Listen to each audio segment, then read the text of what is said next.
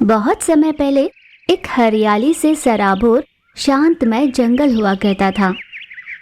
उस जंगल का राजा था शेर। शेर हर सुबह जल्दी उठकर सारा जंगल घूमकर जंगल के जानवरों की समस्याएं पूछा करता था।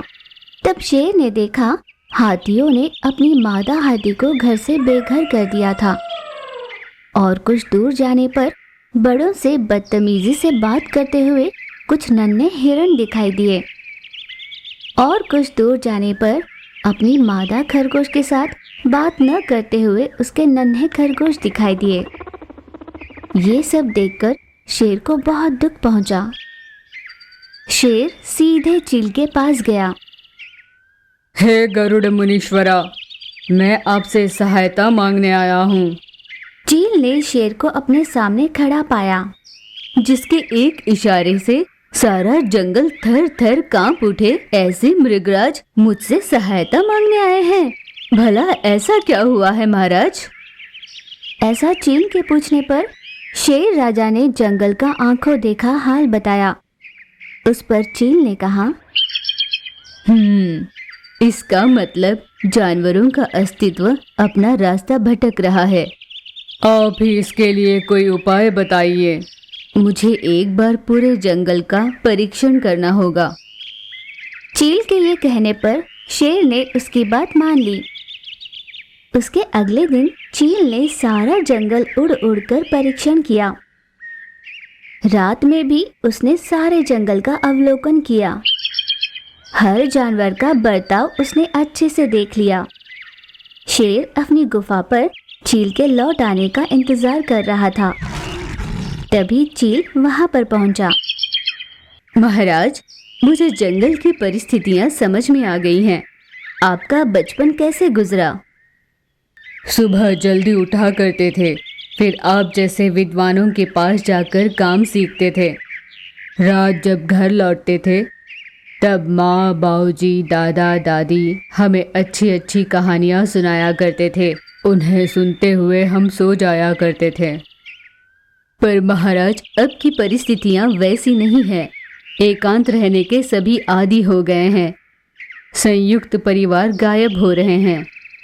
बच्चों को जिम्मेदारियों का एहसास नहीं कराते, उन्हें लाड़ प्यार से पालते हैं और रात के समय अच्छी अच्छी कहानियाँ भी नहीं सुनाते। पर गुरुवर, इन सब से इसका क्या संबंध है? अब इस पीढ़ी को परिवार का महत्व समझ में नहीं आ रहा। मेहनत ये नहीं कर रहे, इसलिए मेहनत की कीमत भी ये नहीं जानते। रात में सोने से पहले अच्छी कहानियाँ नहीं सुनते, जिस वजह से उन्हें पता नहीं चलता कि अच्छा क्या है और बुरा क्या है। विवेकता से कैसे रहे, जरूरतमंद की सहायता कैसे करे, ये सारी बातें ये नहीं समझ पा रहे हैं।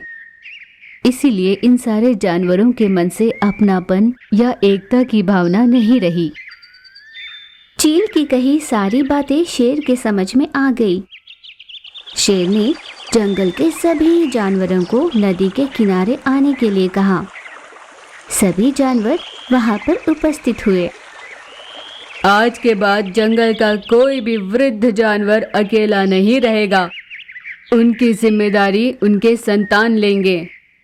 हर एक जानवर को मेहनत कर अपना आहार हासिल करना होगा और सबसे महत्वपूर्ण बात, हर छोटे जानवर को बड़े जानवर अच्छी अच्छी कहानियाँ सुनाएंगे, जिनसे उन्हें कोई सीख मिले। ऐसा शेर राजा ने पूरे जंगल में ऐलान कर दिया। कई जानवरों को उनकी ये बात अच्छी नहीं लगी, फिर भी राजा का कहा कोई टाल नहीं सकता था। इसीलिए सभी जानवर उसका अनुसरण करने लगे। कुछ ही दिनों बाद जानवरों के बीच बदलाव आने शुरू हुए।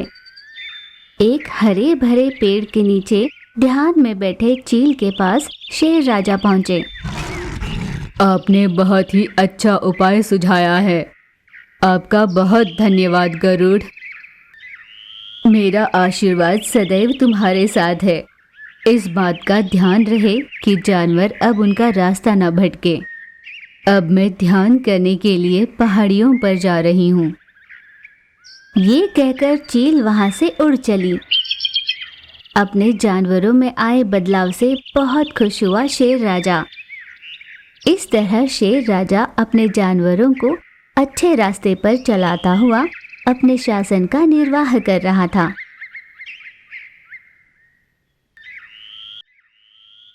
सुनहरा चील का अंडा। बहुत समय पहले दुर्गकुट नाम का एक दंडकारण्य था। उस जंगल में तरह तरह के पक्षी जानवर मिलजुल कर रहा करते थे। उन्हीं में एक चील भी थी जो सबके साथ एक संग होकर रहा करती थी। चील सभी से स्नेह से बात किया करती, सबकी जरूरत के समय उनकी सहायता किया करती, जिससे अन्य प्राणी चील को बहुत पसंद किया करते थे। यूं दिन बीते। चील ने अंडे दिए। उनमें से एक अंडा सोने का था। उस अंडे को देख चील बड़ी खुश हुई। माँ वन देवी, मुझे ऐसा वरदान दिया है आपने, मैं आपका ये ऋण कैसे चुकाऊंगी। ऐसे कहकर खुशी से झूम उठी चील। फिर उसने सोने के अंडे वाली बात सभी जानवर और पक्षियों को बता दिया। बंदर जीजू, हाथी दादा, भैया घोड़े जी, मेरे दोस्त कौवा, कबूतर, कोयल, सभी सुनो, मुझे वन देवी ने सोने का अंडा वर में दिया है। उस अंडे से निकलने वाली चील इस जंगल के लिए गर्व का कारण बनेगी। अपने जंगल के अच्छे दिन आने वाले हैं। ऐसे बड़ी प्रसन्न होकर अपने साथी जंगल वासियों से कहा। ये खुशखबर सुन सभी जानवरों ने चील को बधाइयाँ दी। ऐसा सौभाग्य तुम्हें मिला, इसकी बहुत खुशी है मुझे। ऐसा कहकर सभी ने अपनी शुभकामनाएं दी, पर ना जाने उसके बाद क्या हुआ। सभी जानवरों और पंछियों को चील से जलन होनी शुरू हो गई। चील का सामना होता तो ऊपरी मन से बात किया करते, पर दिल से नहीं। ऐसे कुछ दिनों तक चलता रहा। फिर एक दिन जंगल के सभी जानवरों ने चील को बिना बताए एक बैठक बुलाई। देखिए, उस चील को वैसे ही घमंड ज्यादा है। पक्षियों के राज्य में वही शासक की तरह ऐंठते रहती है। ऐसे में अगर उसे इस जंगल का उद्धार करने वाला कोई जन्म लेगा तो सोचो हमें कितनी नीची नजर से देखेगी वो। बाप रे, तब तो किसी भी हाल में वो सोने का अंडा उसके हाथ नहीं लगने देना चाहिए। मैं इतना बलवान हूँ, पर कभी कभी मुझे भी भाव नहीं देती। परसों कह रही थी कि आपकी उम्र हो रही है, ध्यान रखना दादाजी। इसका क्या मतलब हुआ? मैं मौत के समीप हूँ, यही ना? इस तरह सभी ने अपने मन में पल रही बातें उगल दी। उन्होंने तय किया कि उस सोने के अंडे को चुराएंगे। जैसा तय किया था, सभी उस योजना को सफल करने में लग गए। अगली सुबह उन सब पर विश्वास से चील अपने अंडों को घोंसले में छोड़कर आहार ढूंढने चली गई। तुरंत ये देख सारे जानवर उस पेड़ के पास आ गए। हाथी पहरेदारी कर रहा था। बंदर ने पेड़ पर चढ़कर अंडे उठाए और वहां से नीचे छोड़ दिया। नीचे खड़े जानवरों ने उसे पकड़ लिया। अंडा चुराकर वे सभी वहां से चले गए। देखो, इस अंडे को मैं सेनूंगी। क्यों भला? तुम क्यों सेनोगी? हमारे जाति में ऐसा कोई जन्म ले तो हमारे लिए ये बड़ी बात होगी। इसे मैं ही सेनूंगी। कोई जरूरत नहीं, वैसे भी हमारी प्रजाति अब खत्म होने वाली है। ऐसे पक्षी का जन्म लेना हमारे लिए सही होगा, इसीलिए इसे मैं ही सेनूंगी। यूं सभी पक्षियां उस अंडे के लिए तू तू मैं करने लगे। इस पर हाथी ने उन्हें एक सलाह दी। इसे तुम तीनों सेना, उसमें से जो पक्षी निकलेगा वो हमारी ही सुनेगा, बस उस चील को पता ना चले। हाथी ने सुलझाने वाली बात कही। सभी पक्षियों ने हामी भरी। जब चील अपने घोंसले में वापस लौटी और अंडे को वहां नहीं पाया, तब वह चिंतित हो गई, रोए जा रही थी। सभी जानवर आकर उसे सांत्वना देने का झूठा नाटक कर मगरमच्छ के आंसू बहाने लगे। चील दर्द में कमजोर सी हो गई थी, पर सभी जानवर और पंछियां मन ही मन हंसने लगे थे। दूसरी ओर सभी पक्षियां उस अंडे को सेने में लग गए। कुछ दिनों के बीतने के बाद अंडे से एक चील बाहर निकला। सभी उसे देखकर चौंक उठे। उस अंडे से बाहर निकला चील सीधे अपने मादा चील के पास गया। माँ, माँ! ऐसे किलकारियों से आवाज लगाते हुए माँ की गोदी में चला गया।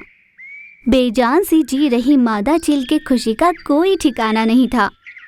बड़े ही प्यार से अपने चील को गोदी में लेकर मादा चील ने ममता की बौछार कर दी।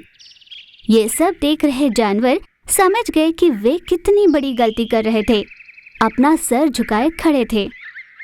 मनुष्य कुल के पीछे भाग रहे हैं तो हम जानवर जाति के पीछे पड़े थे। ऐसा सोचकर वो शर्मसार हो गए। पर मादा चील अपने चील के साथ बड़े हर्ष से रहने लगी थी। इस कहानी से हमें एक सीख मिली कि भले ही हम किसी को उसके अधिकारों से दूर कर दे, पर माँ की ममता से दूर नहीं कर सकते।